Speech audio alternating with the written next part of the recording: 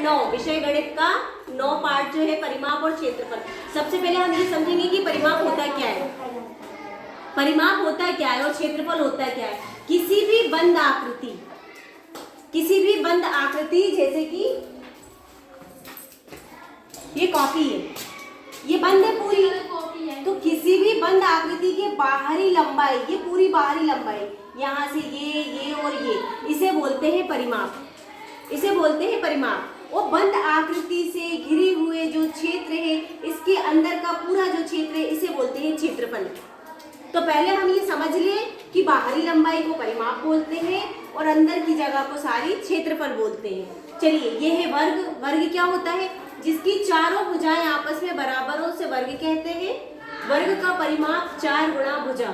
ऐसा क्यों आया? क्योंकि अगर हम इसे 4 बार जोड़ेंगे तो 1 2 3 4 हो गया, तो 4 का गुणा भुजा में कर दिया।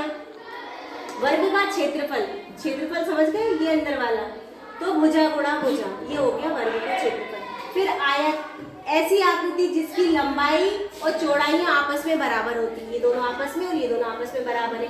परिमाप 2 गुणा कोष्टक में लंबाई धन चौड़ाई, लंबाई चौड़ाई को जोड़ के 2 का गुणा करेंगे। क्यों ऐसा करते हैं? क्योंकि 2 लंबाई आपस में बराबर है, 2 चौड़ाई है, तो दोनों को जोड़ के 2 का गुणा कर दिया।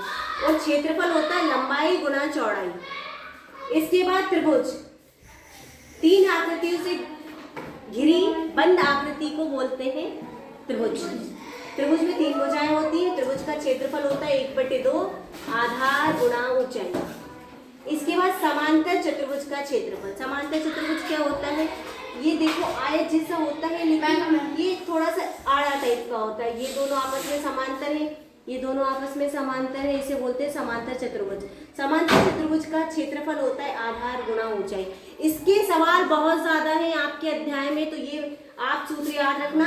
आधार गुणा ऊंचाई, आपको चित्र दिया होगा, ऊंचाई हमें बनानी पड़ेगी, ये हमें समांतर चतुर्भुज दिया रहेगा। आधार ये है और ये ऊंचाई है, बस क्षेत्रफल निकल जाएगा। इसके बाद वृत्त। वृत्त क्या होता है? तो बताया था मैंने आपको, जैसे ये चूड़ी है, या आपके घर में जो रोटी बनती है, वो रोटी और ये चूड़ी, ये वृत्त की आकृति को दिखाता है। ये क्या है? वृत्त की आकृति। अगर हम इस पे बनाएंगे तो ये वृत्त की आकृति है। और किसी भी वृत्त के बीच, इसे बोलते हैं केंद्र बिंदु। यहाँ से वृत्त पे खींची गई लंबाई को बोलते हैं त्रिज्या। तो ये केंद्र से वृत्त पे खींची गई लंबाई r लिखा है, अर्थात त्रिज्या। वृत्त का क्षेत्रफल होता है पाई आर स्क्वायर। अब ये पाई क्या होता है? तो जो पाई होता है वो होता है 22/7, और इसे हम 3.14 भी लिख सकते हैं। इसे आपको याद करना पड़ेगा। परिधि, परिधि आपको मैंने अभी बताया, जैसे परिमाप होता है वैसे ही परिधि होती है। इस आकृति की बाहरी लंबाई को परिधि कहते हैं। परिधि का सूत्र होता है 2πr।